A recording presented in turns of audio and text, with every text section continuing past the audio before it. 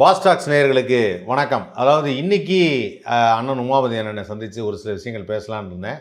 CBI த்ரிஷாவை விசாரித்ததா ஒரு இது சொல்கிறாங்களே. இல்லை சும்மா பார்க்குறக்கா கூப்பிட்ருப்பாங்க பேருக்கு. நீங்கள் தான் அந்த த்ரிஷாவா? அப்படியா? நீங்கள் போனீங்கன்னு சொல்கிறாங்க. அன்றைக்கி இல்லை சார் நான் எங்கே சார் போனேன். இல்லை, அது ஆக்சுவலாக அவங்க வேனில் இருந்தாங்க. அன்றைக்கி வேனில் அவங்க இருந்தாங்க. அது உறுதியாகாத தகவல். உறுதியாகாத தகவல். ஓகே, அதான் அப்படி சொல்லி ஒன்று போட்டாங்க. இப்போ மாநாட்டு இதில் இருந்தாப்புல மாநாட்டு நடக்கும். கரூர் சம்பவத்தில் இல்லை. கரூர் சம்பவத்தில் இல்லை. அதாவது கரூர் கொலைக்கும் திரிஷாக்கும் சம்பந்தம் கிடையாது. விஜயை கூப்பிட்டுருக்குறாங்க, விசாரித்தவர் வந்து அது கவனிச்சிங்கண்ணா. விஜய் வந்து ரீசெண்ட் டேஸில் கருப்பு சட்டை போட்டு போனது வந்து சிபிஐ என்கொயரினா கருப்பு சட்டை தான் போட்டு போகிறாப்புல. இல்லையே, அந்த ஃபஸ்ட் டைம் போனப்போ கருப்பு சட்டை, ரெண்டாவது நாள் வெள்ளை சட்டையெல்லாம் போட்டு போனோம். ரெண்டாவது நாள் வெள்ளை சட்டை, ஆமாம். முதல் நாள் கருப்பு சட்டை. இந்த தடவை அந்த டாடா கம்சன் வந்தார்ல, ஆமாம், அது கருப்பு சட்டை தான். கருப்பா ப்ளூவா ஏதோ ஒன்று கருப்பு கலந்து ஒரு சட்டை தான். அதாவது டார்க் ஷர்ட்ஸ் தான் அங்கே போட்டு போகிறாரு. ஆமாம், சிபிஐக்கு எப்போவுமே டார்க்காக தான் போட்டு போகிறாங்க. அது சில இது இருக்குது, டார்க் ரூமில் எதுன்னு தெரியாமல். ஆமாம். ஆனால் இவர் என்னன்னா, இவர் போய் கூட வந்தப்போ சிபிஐ வந்து அந்த வீடியோவை வெளியிடுறாங்க. இது வந்து ஒரிஜினலாகவே ஷூட் பண்ணியிருக்காங்க. அது ஆரம்பத்திலே வந்து நக்கீரன் கோபாலண்ணா வந்து அதை ஓப்பன் பண்ணி விட்டார். இது சினிமா ஷூட்டிங் நடந்திருக்கு. ஆனால் அதை பற்றி நீங்களும் சொல்லியிருந்தீங்க. இவன் வந்து அது ஒரிஜினல் ஃபுட்டேஜ் தான் சொல்லிட்டு ஒரிஜினல் ஃபுட்டேஜ் இறக்குறாங்க. இறக்குனப்போ நார்மலாக வந்து இப்போ எல்லோரும் என்ன தெரியுமா அப்படி நடந்திருக்கேன் அப்படின்னு சொல்லிட்டு எல்லாம் சொல்லும்போது, இப்போ தாவேக்கா சார்பில் என்ன சொன்னோம், அதெல்லாம் போய் நம்பாதீங்க அப்படிலாம் இல்லை, அப்படி தானே சொன்னோம். ராஜ்மோகன் சொல்லியிருக்காப்புல, அது ஒத்திகைக்காக எடுக்கப்பட்டது, நாங்கள் செல்ஃபி தான் எடுத்தோம் அப்படின்னு. அதான் ராஜ்மோகன் வந்து, அதாவது என்னன்னா, இப்போ ராஜ்மோகன் சொன்னது ஓப்பன் ஸ்டேட்மெண்ட்டு. ஆமாம் ஆமாம் நாங்கள் எடுத்தோம் அப்படிங்கிறனா, அது இதுக்கு எடுக்கலை, அது வேறு எதுக்கு. ஆமாம், வேறு எதுக்கு எடுத்தோம். நான் கேட்டேன், எப்படா வந்து பப்ளிக் வச்சு ஒத்திகை பார்ப்பீங்க? ஆர்டிஸ்ட் வச்சு தானடா ரிஹர்சல் பார்க்க முடியும், பப்ளிக் வச்சு எப்படி ஒத்திகை பார்ப்பீங்கன்னு கேட்டேன். அதுதான் ராஜ்மோகன், அதான்டா வர்கீஸ்ன்ற மாதிரி, அதான் ராஜ்மோகன். அது மாதிரி ஒவ்வொருத்தரும் மிஞ்சினவன். இப்போ அதான் நான் சொன்னேன்ல, எம்ஜிஆர் படத்தில் 5 பேர் இருப்பாங்க. அந்த மாதிரி 5 கும்பிட்டையில் 6 கும்பிட்டையில் வச்சுக்குவேன். ஓரளவுக்கு அந்த கவுண்டர் மட்டும்தான் இதிலேருந்து இன்கம் டேக்ஸ் கவுண்டர். நீங்கள் இது கேள்விப்பட்டிருக்கீங்க, ஏன்னா குங்குமம் போட்டு கவுண்டர் கேள்விப்பட்டிருப்பீங்க. இது இவர் இன்கம் டேக்ஸ் கவுண்டர். அவர் அறிவாளி, அவர் அந்த மாதிரிலாம் கிடையாது. இவர் சொன்னீங்க, பேர் என்ன, ஜெகதீஷா? இன்கம் டேக்ஸ்லேருந்து வந்தார் அவர். ஜெகதீஷ் வந்து பிஏ இல்லை. ஜெகதீஷ் பிஏ. வேறு யார் சொன்னீங்க? இன்கம் டேக்ஸ்லேருந்து வந்தாப்புல இல்லை, ரிசைன் பண்ணிட்டேன், பேர் கூட மறந்துட்டேன். அவர் நல்ல டைப், அவர் ஒரு அறிவாளி. அவர் இப்படிலாம் கிடையாது. அவர் சாதாரண மனுஷன் மாதிரி ஆசைப்படுறது தான். ரிசைன் பண்ணுறோம், இந்த அண்ணாமலைலாம் வரலையா, அந்த மாதிரி கட்சியில் சேர்ந்து எம்எல்ஏ எம்பி ஆகி சம்பாதிக்கலாம், அரசியலுக்கு வந்து நார்மல் மேன். அவர் வந்து ரொம்ப தீவிரமான ஆதவர்ஜின மாதிரி பெரிய சீட்டிங் கொடூரமான கொள்ளையெல்லாம் கிடையாது. இல்லை, அவர் ஒரு விஷக்கிருமி மாதிரி அவர் வந்து உள்ளே விட்டதே தப்புன்னு சொல்லி இவருடைய சொந்த மச்சானே எல்ஜேகேல ஜோஸ் சார்லஸ் மார்ட்டின் ஒரு தடவை சொல்கிறாப்புல. பழகின குடும்பத்தாரே சொல்கிறாங்க அது ரொம்ப தப்பான ஒரு ஆள் அப்படின்னு சொல்லி. ஏன் அது விஜய்க்கு தெரியாதா? விஜய்க்கு வந்து இப்போ நீங்கள் காசு கொண்டு போனீங்கன்னா கூட வாங்கிக்கிறோம். உடனே விஜய்க்கு தெரியாமல் உடனே நீங்கள் ஒரு 10 கோடி செலவு பண்ணுறேன்னு சொல்லுங்கள், இப்போ நான் கொண்டு போய் விஜய்ட்டு விட்டு வந்துடுறேன் உங்களை. என்னையும் கொண்டு அங்கே வர்றீங்க? ஆமாம், 10 கோடி செலவு பண்ணுறீங்கன்னா உங்களுக்கு ஒரு பதவி பொதுச் செயலாளர் கிடைக்கும். என்ன கிடைச்சி என்ன பண்ணுறது? ஒன்று அது சீட்டு தருவாங்கல்ல, சீட்டு தந்து ஜெயிக்கணும். சும்மா நிற்க வேண்டியதான். நீங்கள் சும்மா அதுக்கு நிற்கணும். ஆதவன் நின்னாரு அப்படின்ற மாதிரி. அதான் ஆதவர்ஜுனா நிற்க போகிறாரு. அதுதான் ஆதவர்ஜுனா. இப்போ ஏ ஃபார் ஆதவ் ஆதவ் அப்படின்னு ஒரே கட்சிக்குள்ளேயே வந்து ஒரு பேச்சு இருக்குதாண்ணே. ஆக்சுவலாக என்னன்னா, அவங்கெல்லாம் இருக்கும்போது ஒட்டுமொத்தமாக எல்லோரும் ஒன்றா உட்காந்து பேசும்போது இந்த மாதிரி கவலையே போடாதீங்க, அடுத்த 60 நாளில் எல்லாம் நம்ம தான் இருக்க போகிறோம், வேறு லெவலில் இருக்க. ஆமாம், அவங்க ஆஃபீஸில் அவங்க தான் இருப்பாங்க, வேறு யார் இருப்பா 60 நாள் கழிச்சு. எப்படி அவங்க எல்லாம் அந்த கூட்டம் தானே இருக்கும், அது இருக்க மாட்டாங்க. இருக்க போதான்னு சொல்லிடுறாங்க எல்லாத்தையும், சரிங்களா? வெளியில் வந்தோடனே யார் சொன்னானோ அவனே சொல்கிறானோ 60 டேஸில் கட்சி கட்சிடும், ரொம்பலாம் வேலை செய்யாதீங்க அப்படிங்கிறான். ஆமாம், அந்த மாதிரியே உள்ளுக்குள்ள 60 டேஸ் இல்லை, 45 டேஸில் போலிங் முடியுது இல்லை. போலிங் முடிஞ்சோன்னா கொஞ்சம் ஓரளவுக்கு தெரிஞ்சிடும். அவங்களுக்கே வந்து முடிவு பண்ணிடுவாங்க. ரிசல்ட் வர ஒவ்வொருத்தனாக எழுந்திரிச்சு மெதுவாக போயிடுவாங்க. கடைசியில் விஜயின் டிரைவர் மட்டும்தான் இருப்பாங்க. ஏன்னா டிரைவர் சம்பளம் கொடுக்குறாப்புல மாதம்.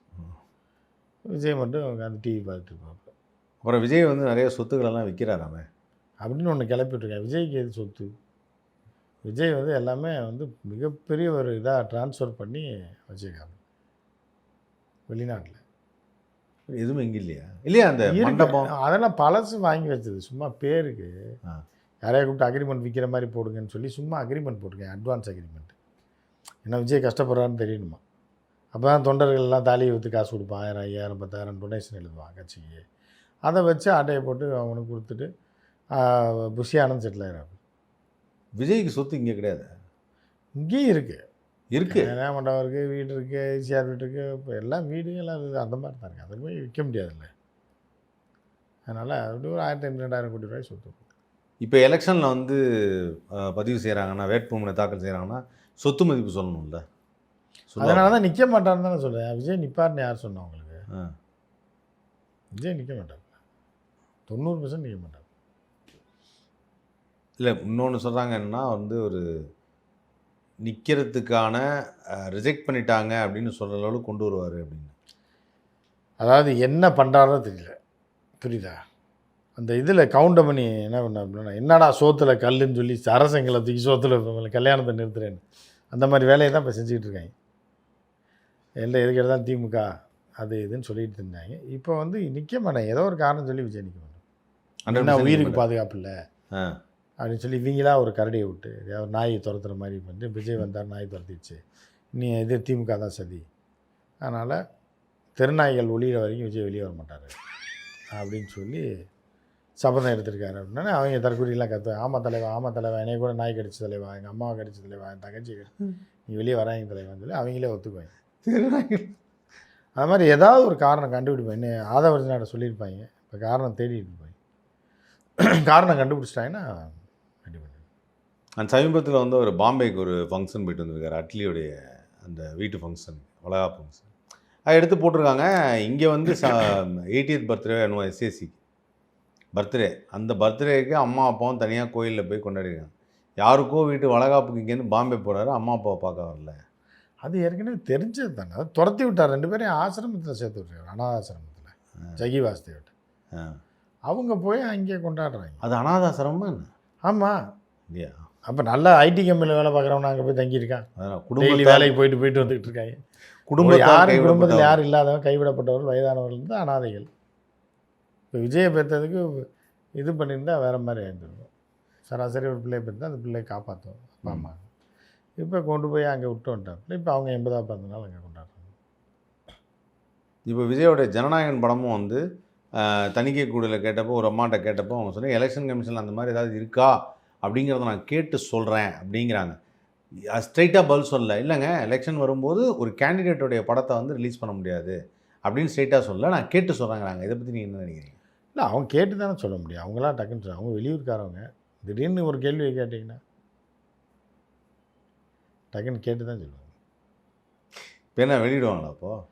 இல்லை, அது வராதுன்றது தான் ஏற்கனவே தெரிஞ்சது தானே. தீபாவளிக்கு முன்னாடி வரும் அப்படின்றது தான் நம்மளோட வேத வாக்காக நான் சொல்லிகிட்டு இருக்கேன் 6 மாதமாக. தீபாவளிக்கு முன்னாடி படம் வந்துடும். அதான் இந்த வாரம் வந்தால் கூட தீபாவளிக்கு முன்னாடி தானே, அதை தான் சொல்கிறேன்.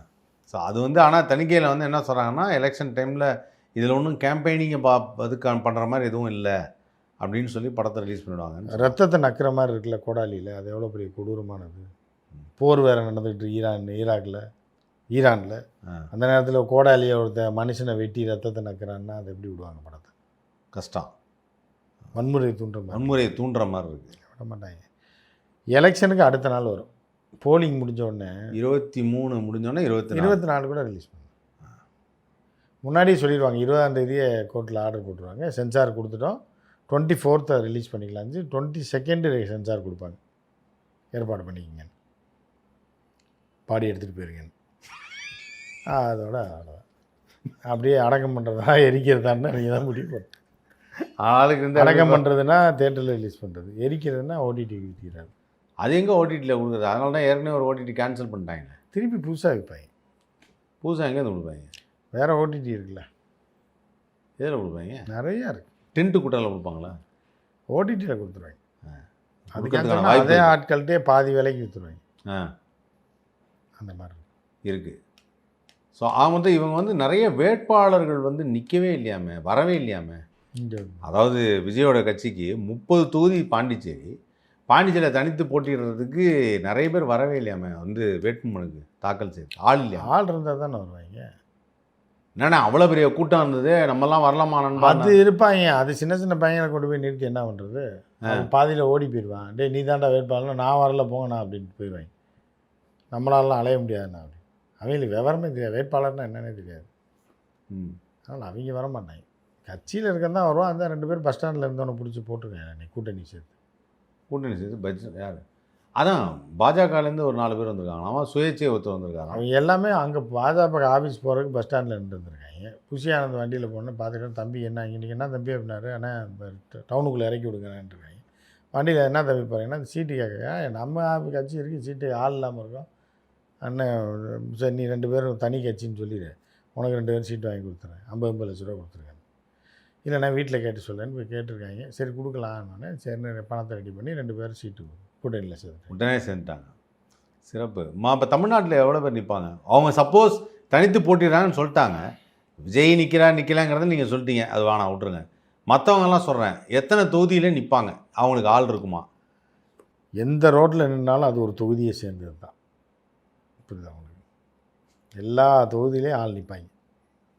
வேறு கட்சிக்காரங்க நிற்பாங்க. 4 பேர் கொடியோடு நிற்க தான் செய்வாங்க. என்ன ஒன்று சொல்கிறீங்க? வேட்பாளர் சொல்கிறேன். வேட்பாளர் யாராவது பசங்களை பிடிச்சி போடுவாங்க. இனிமேல் தான் இல்லை இவங்க தான் சொல்லிட்டேன், காசு இருக்கவங்க தான் ஒன்றும் எவ்வளோ பெற்ற காசு இருக்குது, அது காசு இல்லைன்றனா அப்புறம் திருப்பி இறங்கி வருவாங்க. இறங்கி வந்து சரி கொஞ்சமாக கடைசியில் கேட்பாங்க, ஒரு 5000 ரூபா இருக்க மாட்டா, அது கூட இல்லைன்னா அவங்க கொண்டே விடுவேன்டாண்ணா, அது இருக்குண்ணே நான் வட்டிக்கு வாங்கி கொடுத்து, சரி வாடா சரி என்ன பண்ணுறது. கடைசியில் ஆத வருஷம் நான் தலையில் கட்டி தொகுதிக்கு ஒரு 10 லட்சம் நாள் கொடுங்க செலவுக்கு. இப்போ இதோட செலவு ஃபுல்லாக ஆதவ் தான். பல இடத்துல வசூல் பண்ணணுன்னு பார்த்துட்டு இருக்காங்க. நான் யாரும் காசு தரல இது வரைக்கும். பெரியாளுங்க யாருமே காசு தரல, ஃபண்டிங்கே வரல. இப்போ கடைசியில் பிஜேபி தான் ஏதோ இப்போ கேட்டிருக்காங்கன்னாங்க, நாங்கள் திமுக ஓட்டை உடைக்கிறவங்களுக்கு எதாவது பண்ணுங்கன்னு. வெயிட் பண்ணுங்க சொல்கிறோன்னு இருக்காங்க. என்ன பண்ணுவாங்க? செலவு காசு கொடுப்பாங்க மைனாரிட்டி ஓட்டை உடைக்கிறதுக்கு. பிஜேபி வந்து காசு கொடுப்பாங்க தாவேகாவுக்கு, அதுதான் ஃபைனல் ஃபார்மேட்டு. சிறப்பு. ஆக மொத்தத்தில் இந்த எலெக்ஷனில் என்ன நடக்க போகுதுன்னு தெரில. ஆனால் அந்த 4 பேர் கூட இருக்கிற வரைக்கும் அவர் நல்லா இருப்பாருங்கிறது தான் என்னுடைய எண்ணமாக இருக்குது. மேலும் சில நபர்கள் அடுத்து என்ன பேச போகிறாங்க, என்ன மாதிரி ஸ்டேட்மெண்ட் சொல்ல போகிறாங்க அப்படிங்கிறத ஆவலோடு நான் எதிர்பார்த்துருக்கேன். ஏன்னா ஒவ்வொருத்தரும் அவ்வளோ டிஃப்ரெண்ட்டாக பேசுகிறாங்க. ஸோ அவங்க என்ன சொல்கிறாங்களோ சொல்லி முடித்ததுக்கப்புறம் அதை பற்றி நம்ம இன்னும் நிறையா பேசுவோம். நன்றிண்ணே. Thank you so much.